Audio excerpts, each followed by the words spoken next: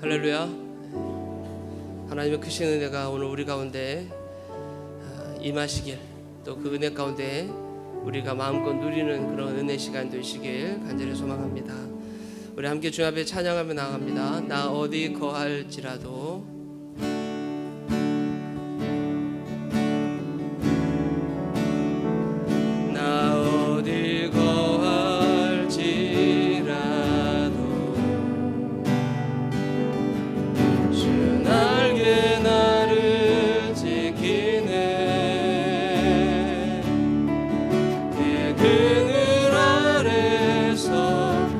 주님을 노래하네.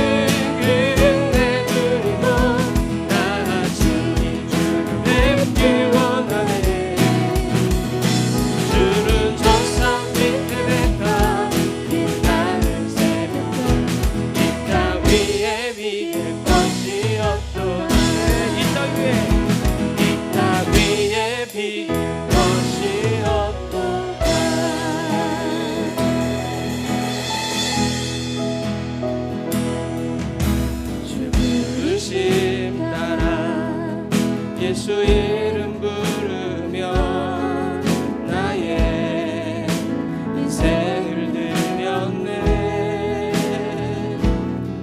사람들이 이해 못하고 결과 어떠하든지 주만 따라가기 원했네. 이제와 돌이켜보니 그저 부끄러울 뿐 모두 다 주의 은혜라. 벼랑 끝에 선 나를 주의 손이 이끌어 여기까지 인도하셨네. 하나님 사랑 날 떠나지 않고 끝까지 사랑하셨기에 오직 예수와 십자가만 바라보면서 나의 생명도 아낌없이 드리기 원했네. 내 노래가 상한 영혼 일으켜 다시 살게 하는 노래가 되길. 주 배울 때 착한 일꾼이라 칭찬받기 나 원하네. 하나님 사랑 날 떠나지 않고 끝까지 사랑하셨기에 오직 예수와 십자가만 바라보면서 나의 생명도 아낌없이 이기 원했네. 하나님 사랑 날 떠나지 않고 끝까지 사랑하셨기에 오직 예수와 십자가만 바라보면서 나의 생명도 아낌없이 드리기 원했네. 내 노래가 상한 영혼 일으켜 다시 살게 하는 노래가 되길.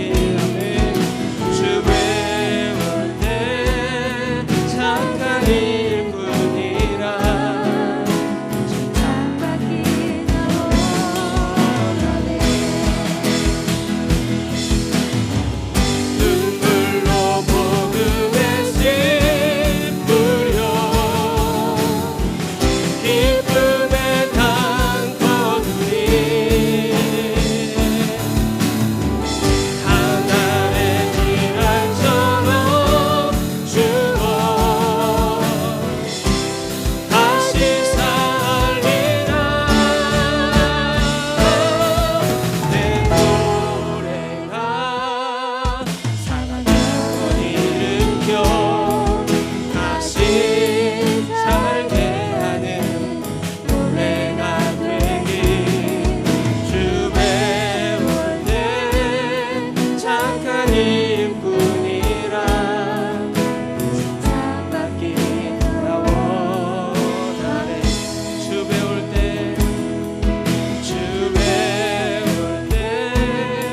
착한 일꾼이라 칭찬받기 나 원하네. 우리 한 시간 다시 한번 기도하기 원합니다. 우리가 주님 앞에 언젠간 설 텐데요. 우리 주 앞에 설 때 하나님 앞에 착한 일꾼이라는 그런 칭찬받는 오늘 우리가 되길 소망하면서 우리 주님 앞에 나아가길 소망합니다. 꽉 막혀 있고 닫혀 있고 그러나 여러분 하늘을 보면 하늘이 열려 있는 줄 믿습니다. 하나님께서 우리를 바라보시는 것은 앞으로 뛰는 것만 바라보는 것이 아니라 기독교 문이 닫혀있고 복음 전하는 것이 닫혀있고 힘겹고 어려운 가운데도 얼만큼 믿음을 지켜가며 하나님 앞에 서는 삶을 살아가는지 우리 주께서 우리를 지켜보고 계시는 줄 믿습니다.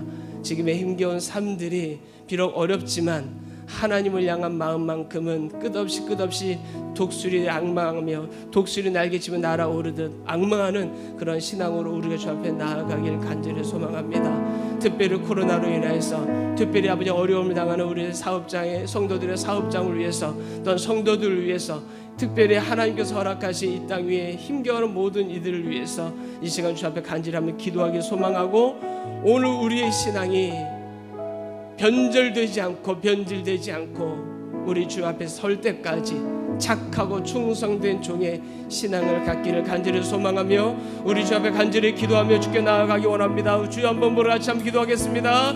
주여 할렐루야. 사랑이 많으신 아버지 하나님, 주께서 오늘도 저희들을 사랑하여 주시고 이것 가운데 불러 세워주심을 참으로 감사합니다. 아버지 하나님, 주께서 주시는 은혜를 따라 아버지 하나님 십자가의 은혜와 구속을 떠나 이 땅의 삶을 살아갑니다. 머지않아 우리가 주님 앞에 설 때인데 걸어가신 아버지 하나님, 주님 앞에 착하고 충성동리나 칭찬받고 우리 주 앞에 영광 돌리며 의의 면류관 생명의 면류관을 받기에 부족함이 없도록 하나님 저희들을 붙들어 주시옵소서. 꽉 막혀있고 아버지 하나님 좌우를 둘러봐도 막혀있고 아버지 하나님 열린 곳이라고 아무것도 없는 것처럼 보이지만 하늘 아버지를 향하여서 눈을 향할 때 우리 주께서 우리를 지켜보고 계시는 줄 믿습니다. 힘들고 어려운 시기 가운데 더더욱 신앙을 지켜나가며 믿음을 지켜나가며 주께서 허락하신 귀한 사명 감당하며 나아가는 오늘 우리가 되어질 때 우리 주께서 아버지를 이뻐하시며 주께서 아버지의 착하고 충성된 종이라 칭찬하기에 부족함이 없는 줄 믿습니다. 걸어가신 아버지 하나님, 우리가 그와 같은 삶을 살기에 부족함이 없도록 주님 역사하여 주옵소서. 특별히 아버지 코로나로 인하여서 힘들어하는 성도들 붙들어 주시고 저들의 사업장 붙들어 주시고 고군분투하는 저들의 삶 가운데 함께하여 주셔서 목 놓아 부르짖는 기도의 소리에 응답하여 주셔서 하나님 저들의 기도를 들어주시고 응답하여 주셔서 하나님 임재 가운데 저들의 모든 삶들이 다시금 회복되는 역사가 있게 도와주옵소서. 나사렛 예수 그리스도의 구속의 은혜를 던지고 하나님의 크신 사랑을 던지는 자로 삶을 살아가는 저들에게 아버지 하나님 사업장에 아버지 하나님 은혜를 베풀어 주셔서 아버지 하나님 사업장이 주의 은혜 가운데 잘되게 하시고 그 잘됨을 통하여 하나님께 영광 돌리며 하나님의 나라를 구축해 나가는 데 귀하게 쓰임받는 하나님의 거룩한 성도들 되게 하여 주시옵소서. 거룩하신 아버지 하나님, 특별히 우리 한우들을 얘기도 합니다. 연약한 한우들 붙들어 주시고 육신의 연약한 가운데 치료의 강선을 바라주셔서 아버지 하나님 힘들고 어려운 이 시기에 아버지 하나님 혹여라도 고독사로 인하여서 자신의 생명을 아버지 하나님 달려가 줄줄없게 원합니다. 하나님 강건하게 붙들어 주시고 하나님 주님께서 주신 은혜와 평강을 하나님 허락하여 주옵소서. 치료하여 주옵소서. 나사렛 예수 그리스도의 이름으로 명하노니 모든 질병들은 떠나갈지어다. 재발하지 않고 떠나갈지어다. 깨끗이 씻겨질지어다. 주님 도와주시옵소서. 오늘 이 시간에도 함께 예배하는 오늘 우리들 하나님 붙들어 주시고 예배하는 온 무리들 위해 하나님의 거룩한 은혜를 부어주옵소서. 성령 충만함을 허락하여 주옵소서. 하나님의 살아계심과 그 은혜를 만끽하고 느끼며 우리 주 앞에 나아가는 오늘 우리 모두가 되게 하여 주시옵소서. 주님 감사합니다.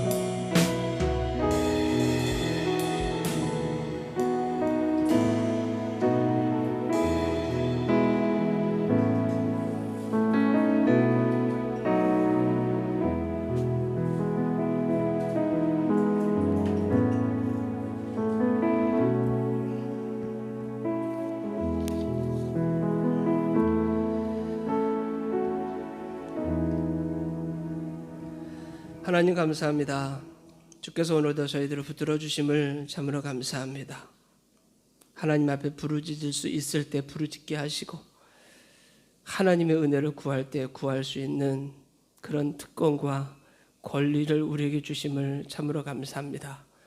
하물며 하나님의 자녀들의 부르짖음에 듣지 않겠네 하고 말씀하신 것처럼 하나님 우리의 부르짖음을 들으시옵시고 지금의 어려운 현실들을 넉넉히 이기고도 남을 믿도록 주께서 축복하여 주시옵소서. 이 시간 함께 예배합니다. 예배하는 온 무리들 위해 주님의 은혜를 하나님 부어 주셔서 막혀 있고 엉켜 있는 모든 것들이 풀어지고 뚫어지는 역사가 있게 하옵소서. 감사드리며 우리 주 예수님의 이름으로 간절히 기도드리옵나이다. 아멘. 우리 하나님 말씀 보겠습니다. 하나님 말씀은 느헤미야서 7장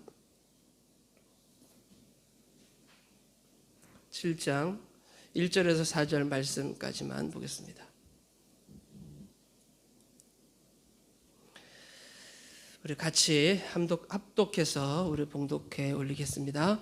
성벽이 건축됨에 문짝을 달고 문지기와 노래하는 자들과 레위 사람들을 세운 후에 내 아우 하나니와 영문의 관원 하나냐가 함께 예루살렘을 다스리게 하였는데, 하나냐는 충성스러운 사람이요 하나님을 경외함이 무리 중에서 뛰어난 자라. 내가 그들에게 이르기를 해가 높이 뜨기 전에는 예루살렘 성문을 열지 말고 아직 파수할 때 곧 문을 닫고 빗장을 지르며 또 예루살렘 주민이 각각 자기가 지키는 곳에서 파수하되 자기 집 맞은편을 지키게 하라 하였노니, 그 성읍은 광대하고 그 주민은 적으며 가옥은 미처 건축하지 못하였음이니라. 아멘. 네, 오늘 이 말씀으로 승리하시기 간절히 소망합니다. 우리 옆에 인사하겠습니다. 은혜와 평강이 있습니다. 말씀이 우리의 힘입니다. 그래서 우리 행복합니다. 네. 졸업을 앞둔 어느 반에서 선생님이 테이블 위에 큰 커다란 항아리를 이렇게 하나 꺼내 놓고 그 옆에 돌들, 여러 가지 돌들을 이렇게 올려놨습니다. 그러더니 그 선생님이 주먹만한 돌들을 이 항아리에 하나씩 이렇게 넣기 시작했습니다. 돌이 이제 더 이상 안 들어가고 항아리 가득 차자 선생님이 학생들에게 이런 질문했습니다. 이 항아리가 가득 찼습니까? 그러니까 학생들이 예, 가득 찼습니다. 그러자 선생님은 그 옆 테이블에 있는 조그만 자갈들을 이렇게 꺼내 들었습니다. 그리고 그 자갈들을 그 항아리에 또 붓기 시작합니다. 쫙 부으니까 큰 돌들 사이로 자갈들이 스며들어가기 시작합니다. 그러더니 차구까지, 항아리의 목까지 가득 이렇게 찬 겁니다. 선생님이 학생들에게 다시 묻습니다. 이 항아리가 가득 찼습니까? 그러니까 학생들이 네, 어떨 때 글쎄요, 선생님은 다른 또 생각이 있는가 싶어가지고 막 이렇게 답이 오락가락 하는 거죠. 선생님은 다시 그 옆에 모래주머니를 꺼내더니 모래를 그 항아리에 한점 붓기 시작합니다. 주먹만한 돌과 자갈들 그 사이로 작은 모래알들이 다 스며 들어가는 겁니다. 그리고 나서 항아리에 가득 모래가 찼을 때 선생님은 또 학생들을 묻습니다. 이 항아리가 가득 찼습니까? 학생들은 드디어 네 대답합니다. 선생님은 아닙니다. 선생님은 그 또 테이블 옆에 있는 물을 꺼내 들더니 물을 그 항아리에 붓기 시작했습니다. 근데 신기하게 그 모든 물들이 그 항아리에 다 빼곡히 들어가는 것을 보게 된 겁니다. 선생님은 물이 가득 차자 학생들에게 이렇게 질문합니다. 이 실험의 의미가 무엇인지 아는 사람 한번 대답해 보세요. 한 학생이 자신 있게 손을 들더니 아무리 가능성이 없어 보여도 자세히 살피고 고민하다 보면 가능케 되니 포기하지 말라는 것 아닙니까? 그러자 선생님은 그럴 수도 있지만 이 항아리에서 우리가 배울 수 있는 중요한 교훈은 우선순위입니다. 이 순서 항아리에 넣는 순서를 뒤바꿔버리면 큰 돌은 들어가지 않습니다. 그러면서 선생님은 학생들에게 이 순서가 뒤바뀌게 되면 항아리에 모든 것들이 들어갈 수 없는 것처럼 우리 삶에도 우선순위가 있습니다. 여러분의 인생을 가득 풍성하게 채우기 위해서는 그 우선순위를 분명히 알아야 됩니다. 이렇게 말을 했다고 합니다. 여러분 한번 생각해 봅시다. 우리 인생의 우선순위, 삶의 우선순위, 과연 이 항아리에 들어간 큰 돌은 제일 먼저 손꼽힐 만한 우선순위는 우리에게 무엇일까? 무엇일까? 오래전에 아르헨티나의 한 대통령이 이런 말을 했습니다. 왜 북아메리카는 번영을 누리고 있는데 남아메리카는 빈곤을 면치 못하느냐? 이런 질문에 그 대통령이 이렇게 답을 했다고 합니다. 당신들의 조상은 신앙을 찾아 북미로 올라갔기에 하나님도 찾고 황금도 찾았습니다. 그러나 우리 조상들은 황금만을 찾아 남미로 내려왔기에 하나님도 잊어버리고 황금도 못 찾았습니다. 그런 이야기를 했다고 합니다. 청교도 설교자였던 필립 브룩스라는 분은 이런 이야기를 합니다. 하늘의 것을 먼저 추구하세요. 그러면 당신은 하늘의 것과 땅의 것 둘 다 얻을 것입니다. 땅의 것을 먼저 추구해 보십시오. 그러면 하늘의 것과 땅의 것 둘 다 이룰 것입니다. 라고 이야기를 했습니다. 우리가 잘 아는 것처럼 마태복음 6장 33절을 보게 되면 너희는 먼저 그의 나라와 그의 의의를 구하라. 그리하면 이 모든 것은 먹는 것과 입는 것과 사는 것, 우리 삶에 먹고 사는 모든 것을 너희에게 플러스 더하시리라. 그렇게 말씀하고 우리에게 약속을 하셨습니다. 하나님의 일을 우선시하는 것은 성도의 기본임을 성경은 구구절절히 이야기를 해주고 있습니다. 십계명의 첫 계명이 뭡니까? 나 외에 다른 신을 내게 두지 말라는 겁니다. 하나님을 가장 일선에 두라. 성경은 그렇게 얘기합니다. 먹기 위해 사는 인생이 우리 인생이 아니라 주님의 나라를 먼저 구하고 그 나라를 위할 때 주님께서 의식주에 관하여 채워주신다는 원리가 성경의 원리요 하나님의 원리인 거죠. 시편 37편 25절을 보게 되면 다윗이 이런 말을 합니다. 내가 어려서부터 늙기까지 의인이 버림을 당하거나 그의 자손이 걸식함을 보지 못하였도다. 그런 시편을 통해서 확고한 자신의 신앙의 삶의 모든 것을 통틀어서 분명하게 이렇게 얘기하는 거죠. 의인이 버림을 당하거나 그의 자손이 걸식함을 보지 못하였도다. 사랑하는 성도 여러분, 오늘 본문에서 우리는 하나님의 일을 우선시하는 사람들의 아름다운 모습을 우리가 1절과 4절에서 발견하게 됩니다. 우리가 잘 아는 것처럼 느헤미야는 예루살렘 성벽이 이제는 완공됐습니다. 오늘 본문 1절 보여주는 것처럼 성벽이 다 건축됐다. 그렇게 성경은 시작을 하고 있죠.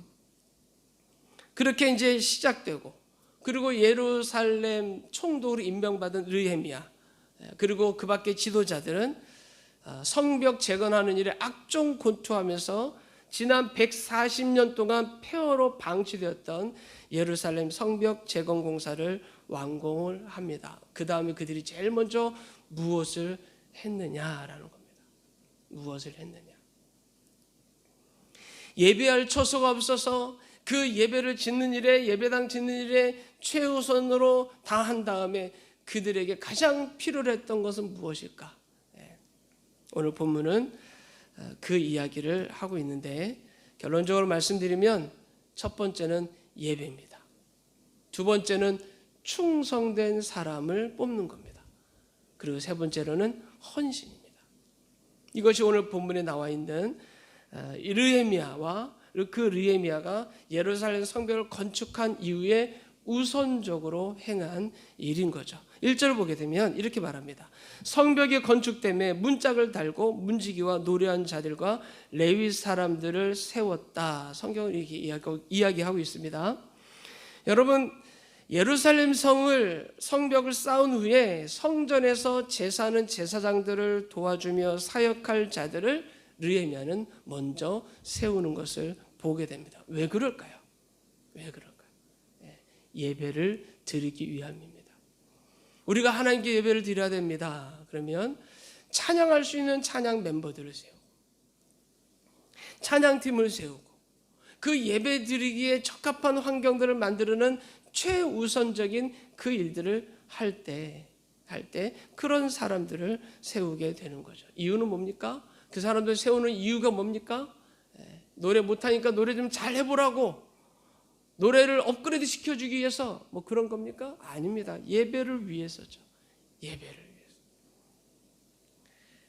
말씀을 전하는 설교자도 필요하고, 그 모든 것이 예배를 위해서. 여러분, 많은 선교사님들이 말레이시아에 와 있습니다. 그리고 많은 선교사님들이 세계 각국에 다 흩어져 있습니다. 그 선교사님들이 세계 각국에 흩어지면서 알지 못하는 언어에 익숙하려고 연습도 하고 배우고 학습하고, 그네들이 그 선교사를 감당하기까지 그 모든 것을 힘들어서 하는 이유 중에 최종적인 목표가 뭘까요? 그 땅에 예배자를 세우기 위함 아니겠습니까? 하나님을 예배하는 자들을 세우기 위해서 자신에게 있는 모든 걸 다 내어놓고 그 현지 땅을 밟고 그 땅에서 언어를 취득하기도 하고 언어를 배우기도 하고, 결국은 예배자를 세우는 것이 선교사님들이 선교하는 데 있어서 가장 최우선적으로 두는 목표일 겁니다. 마찬가지로 오늘날 성도들의 삶의 최고 우선순위도 예배에 이어야 합니다. 과거 오래전에 한국에서 여러 이단들이 있었지만 예배가 아니라 그저 자기들의 모임 가운데 나눔하는 정도로 이게 끝나는 그런 모임들 갖는 이단들도 있었습니다. 예배는 하나님을 칭송하고 하나님을 높이는 겁니다.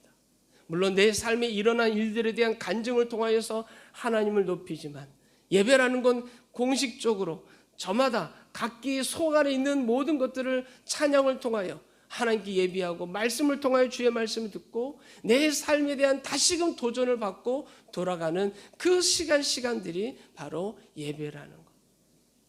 어느 순간에서부턴가 이 예배가 사람의 어떤 퍼포먼스로 만들어지면서 적자는 하나님의 임재하신 가운데 하나님께 올려드리는 예배가 좀 희석되는 부분도 있지만, 그럼에도 불구하고 제일 중요한 것은 예배입니다. 세상에서 성공이나 진급, 사업의 번창, 학교 진학, 그리고 건강, 저도 아프고 나니까 여러 목사님들이, 여러 옆에 지인들이 목사님은 건강해야 됩니다. 목사님은 건강해야 다른 것도 하죠. 그렇게 말을 합니다. 틀린 말은 아닙니다. 중요합니다. 건강해야 우리가 다른 것도 할 수 있는 게 맞는 말입니다. 너무 중요합니다. 그러나 이런 것들이 주님 앞에서 우리를 빛나게 하는 건 아닙니다. 우리를 빛나게 하는 것은 하나님 앞에 예배자가 될 때 우리는 주님 앞에 빛이 난다라는 것을 우리는 잊어서는 안 될 겁니다. 혹 이런 분은 없겠지만, 어떤 이들은 교회학교 교사로 봉사를 열심히 합니다. 그런데 예배를 빠지는 사람이 있습니다. 예배자의 모습을 보이지 않는 이들도 있습니다. 성경 공부도 합니다. 성도들이 모여서 모임 갖기도 하고 잘 참석합니다. 그런데 예배는 쉽게 빠지는 경우들이 종종 보일 때가 있습니다. 뭔가 잘못되었어도 크게 잘못된 신앙이라고 생각되지 않을 수 없습니다. 위험한 신앙입니다. 위험한 신앙. 똑똑하고 하나님 앞에 뭔가에 대한 자기 자신의 어떤 지론, 신념, 믿음을 자랑하기보다는 그 하나님 앞에 부복할 줄 아는 그 예배야 돼야 하나님이 그를 기뻐하시리라라고 생각됩니다. 사랑하는 성도 여러분, 교회에서의 봉사나 활동도 예배보다 앞설 수 없고요. 집사로 수고하고 교사로 봉사하고 성가대로 헌신한다 하더라도 예배를 바로 드리지 못하면 모든 수고와 섬김은 헛수고가 되고 만다. 우리가 잘 아는 실예가 있습니다. 예수님께서 마르다의 집에 초청을 받아서 그 집에 들어가시게 됩니다. 누가복음 10장인데요. 10장 40절에 보게 되면 마르다는 준비하는 일이 너무 많아서 마음이 분주합니다. 예수께 나와서 말하죠. 주여, 내 동생 누가 마리아죠. 나 혼자 일하게 두는 것을 생각하지 아니하시나이까. 그를 명하사 나를 도와주라 하소서. 아주 괘씸한 거죠. 기분 나쁜 거죠. 예? 언니는 지금 부지런히 예수님 오셔가지고 예수님께 뭐라도 해드리려고 막 준비하고 있는데 걔는 예수님 곁에서 말씀만 듣고 있는 거예요. 그러니까 마르다가 마음이 분주한 겁니다. 어떻게 할 수 없어서 예수님께 청한 거죠. 내 동생더러 언니를 도와서 일하게 좀 하십시오. 이렇게 말하는 거죠. 맞는 것 같기도 하고. 그러나 예수님은 아주 고집스럽게, 예수님이 여러분 미워할지 모르겠지만 예수님은 고집스럽게 이렇게 말합니다. 마르다야 마르다야, 네가 많은 일로 염려하고 근심하지만 몇 가지만 하든지 혹은 한 가지만이라도 족하니라. 마리아는 이 좋은 편을 택하였으니 빼앗기지 아니하리라 하시니라. 예수님이 원하는 게 뭔가를 분명하게 얘기하고 있습니다. 예수님은 당신의 말씀을 듣는 그 사람을 귀하게 여기고 있다라는 거죠. 우선순위입니다. 예수님은 무엇이 우선인지 분명히 말씀해 주고 있습니다. 나아가서 로마서에서 보게 되면 이 예배자에 대한 모습을 아주 폭넓게 강조를 하는데요. 모든 삶이 예배자가 되게 해야 된다는 말씀으로 로마서 12장 1절을 보게 되면 형제들아, 내가 하나님의 모든 자비하심으로 너희를 권하노니 너희 몸을 하나님이 기뻐하시는 거룩한 산 제물로 드리라. 이는 너희가 드릴 영적 예배니라. 이렇게 말합니다. 조금 전에 말씀드린 세상에서의 성공, 진학, 건강, 여러분 그 모든 것들이 예배가 되도록 하는 삶이 중요하죠. 그건 쉽지가 않습니다. 그런데 그것을 구축하기 위해서는 우리가 드려지는 예배에 대한 우선순위가 돼야 그런 모든 것들이 하나씩 여러분 채워져 가는 겁니다. 항아리에 큰 돌을 집어넣고 그 다음 작은 돌, 모래, 물을 붓듯이 하나님께 드려지는 예배가 온전할 때 그 하나씩 채워져서 우리 인생이 정말 하나님 보시기에 빛나는 그와 같은 꽉 찬 삶의 모습으로 우리가 하나님 앞에 나아가게 된다라는 겁니다. 신구약 성경을 보면 신앙생활을 제대로 한 모든 사람들을 보게 되면 예배 중심으로 살았습니다. 요한복음 4장 23절에 하나님은 예배하는 자를 찾고 계신다 그랬습니다. 그 당시에 예수님 당시에 예배를 드리지 않은 게 아닙니다. 그러나 하나님은 그 예배한 자를 찾는다 그랬습니다. 영과 진리로 예배 드리는 자를 찾는다. 허례허식이나 어떤 형식적인 것이 아니라 온전한 영과 진리로. 하나님이 영이니까 나 또한 영과 같은 존재처럼 하나님 앞에 영과 진리로 예배하는 자를 찾는다. 이렇게 말씀하고 있는 거죠. 제가 오래전에 저를 지도해 주신 목사님이 설교를 하셨는데 설교 중에 제목이 제가 늘 기억이 납니다. 최선을 최초에, 이런 제목을 가지고 설교를 하셨던 그런 기억이 납니다. 오늘날 성도들의 삶에 무엇이 최초에 해야 할 최선의 일인가? 우선순위를 말씀하신 거죠. 하나님을 예배하는 일입니다. 우리가 이 예배 우선순위를 우리가 뒤로 미루게 되면 모든 우리의 삶이 다 엉키게 됩니다. 하나님의 주권이 사라지는 그 순간, 예배가 뒤로 물러난다는 건 하나님의 주권이 사라지는 건데, 하나님의 주권이 사라지는 순간 그 이후부터는 내 뜻대로, 내 방식대로, 내 편리대로 모든 삶을 살아가게 되게 되죠. 결국은 다 엉키게 됩니다. 두 번째로 우리에게 오늘 느헤미야는 그 예배를 위해서 예배자들을 세우는데 어떤 사람들을 세우는가? 충성된 사람. 2절을 보게 되면 내 아우 하나니와 영문의 관원 하나냐가 함께 예루살렘을 다스리게 하였는데 하나냐는 충성스러운 사람이요 하나님을 경외함이 무리 중에 뛰어난 자라 이렇게 말씀하고 있습니다. 여러분 잘 아는 이야기지만 성 프란시스의 유명한 일화 있지 않습니까? 프란시스 제자가 되겠다는 두 젊은 청년이 찾아왔는데 프란시스가 배추를 심고 이렇게 있었습니다.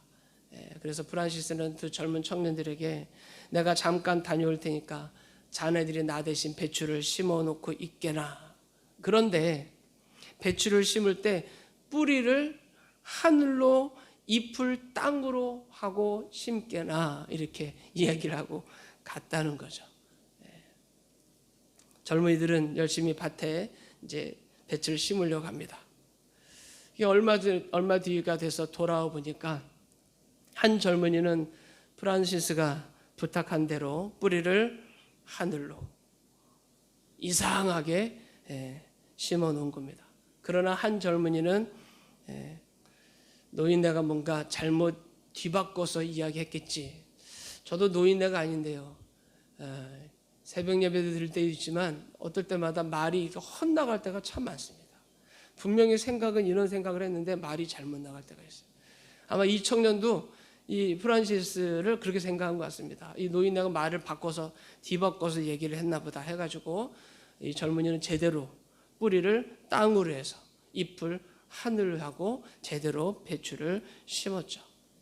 프란시스는 그 두 젊은이들에게 이야기를 하면서 뿌리를 하늘을 향해 심은 젊은이를 이렇게 선택을 하게 됩니다. 제대로 심은 청년에게는 당신은 정말 합리적이고 똑똑한 사람입니다. 그러나 예수님의 제자가 되기에는 합당치 않습니다. 제자는 스승의 말을 무조건 들어야 그게 제자입니다. 이런 이야기를 했다고 합니다. 이 이야기도 일화지만 여러분들 받아들이기 어려운 것일지 모르겠지만 여러분 무엇보다 중요한 게 충성입니다.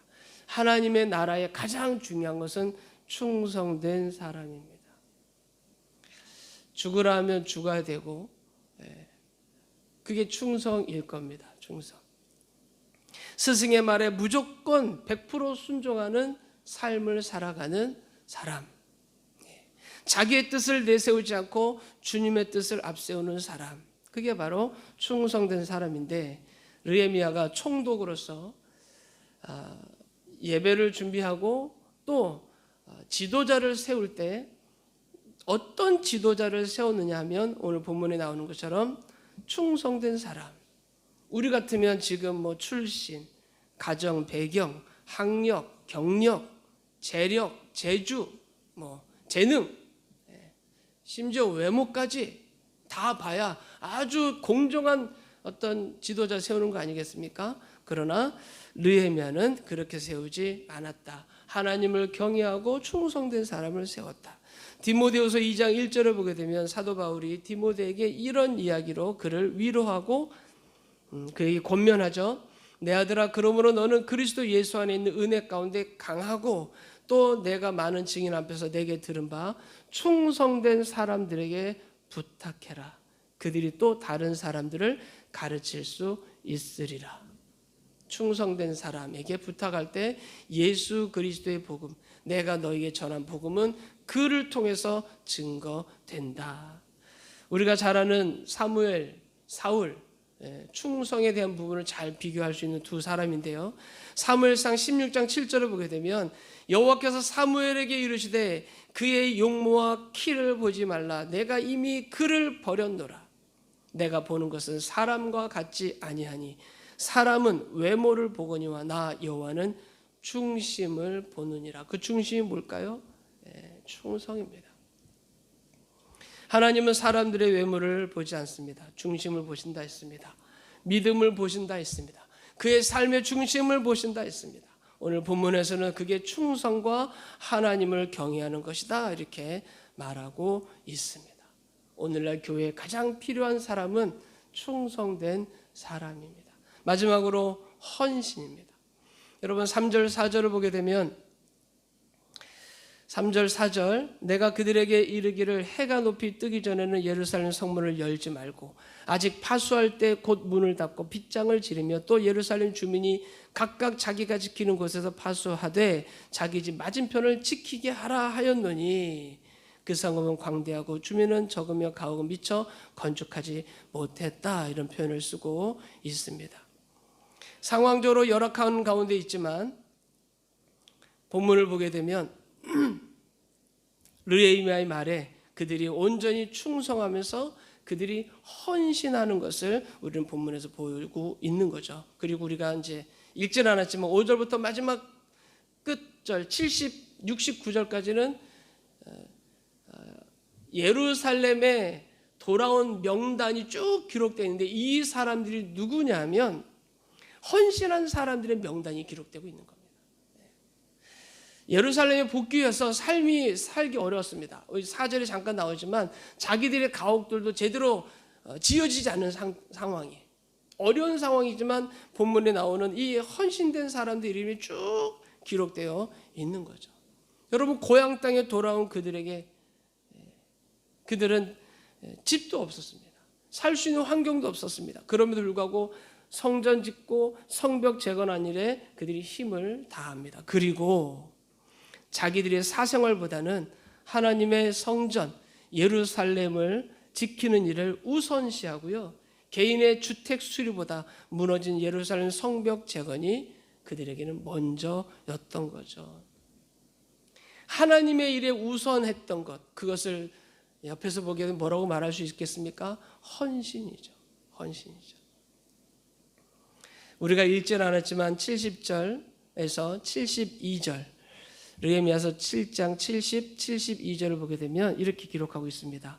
어떤 족장들은 역사를 위하여 보조하였고 총독은 금 1000 드라크마와 대접 50과 제사장의 의복 530벌을 보물 곳간에 드렸고 또 어떤 족장들은 금 2만 드라크마와 은 2200만회를 역사 곳간에 드렸고 72절 그 나머지 백성은 금 2만 드라크마와 은 2000만회와 제사장의 의복 67벌을 드렸다.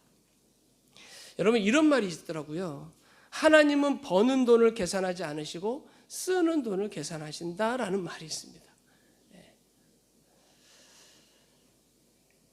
사랑하는 성도 여러분, 왜 이스라엘 백성들이 자기들의 집도 없고 생활도 안정되지 않았는데도 불구하고 이렇게까지 바치고 헌신했을까?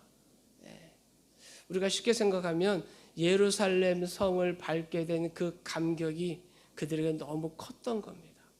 그 은혜가 컸던 겁니다. 어떤 삶의 이 풍요로움과 그것보다도 다시금 내 고국 땅을 밟고 그 감격스러운 하나님 앞에 예배할 수 있다는 그 감격이 너무 컸기 때문에 그네들은 자신들의 개인의 삶의 모습보다는 하나님의 예배하는 그 일에 헌신된 모습을 본문에서 보여주고 있는 거죠. 그러면 우리들에게 한번 질문해 봅시다. 성도는 왜 헌신을 우선으로 해야 할까요? 오늘 우리는. 오늘 이들의 모습과 빗대서 이렇게 이야기해 보면 이렇습니다.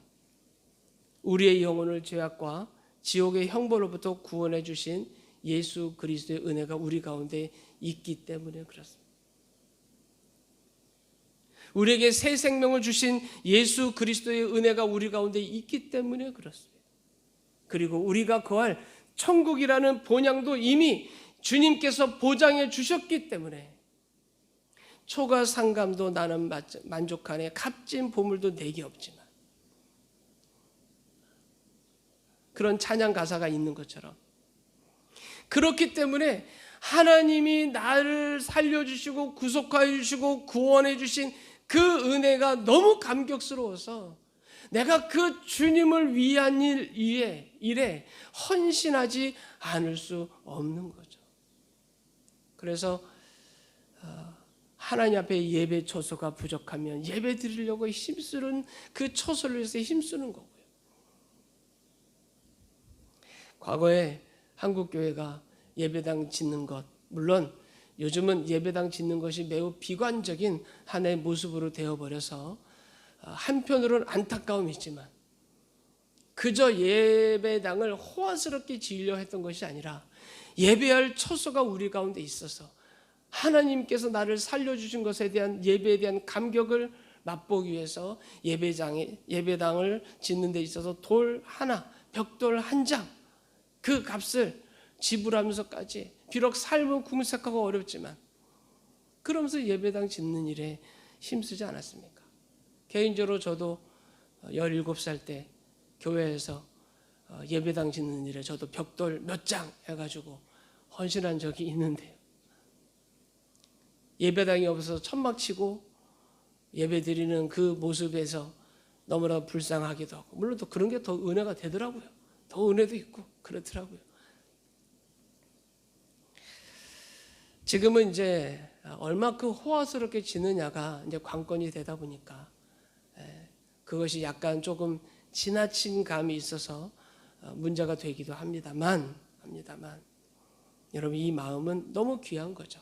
나를 구속해 주신 십자가의 은혜 앞에서 그 은혜가 감격해서 내가 하나님께 예배하는, 하나님을 예배하기에 정말 좋은 환경을 만들기 위해서 힘쓰고 애쓰면서 헌신하는 것은 매우 중요하고 귀하다라는 거죠.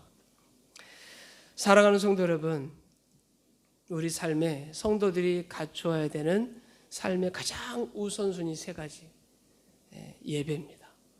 그리고 그 충성된 자의 모습으로 살아가는 삶, 그리고 헌신, 이것이 여러분의 삶에 가장 우선시 되는 그런 은혜, 그리고 행복한 교회 성도들 되시길 간절히 소망하고요. 여러분, 어딜 가시든지 어느 곳에 거하시든지 여러분, 이 3가지를 놓치지 않는다면 저는 하나님 여러분들에게 복 주실 겁니다. 은혜 주실 겁니다. 은혜 안 주실 수가 없습니다. 그 마음으로 하나님을 예배하는 우리 모두가 되길 간절히 소망합니다. 우리 함께 찬양하고 같이 함께 기도하겠습니다. 아무도 예배하지 않는 그곳에서 나는 주를 예배하리라. 아무도 헌신하지 않는 그곳에서 나는 주께 헌신하리라. 저울질하지 말고 순전한 마음으로 하나님 앞에 예배하고 순전한 마음으로 하나님께 헌신하는 오늘 우리 모두가 되길 소망합니다. 아무도 예배하지 않는 그곳에서 주를 예배하리라. 아무도 찬양하지 않는 그곳에서 나 주를 찬양하리라.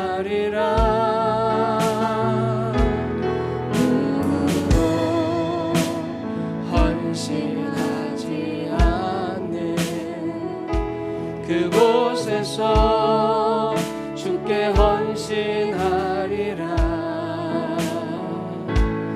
누구도 증거하지 않는 그곳에서 나 주를 증거하리라.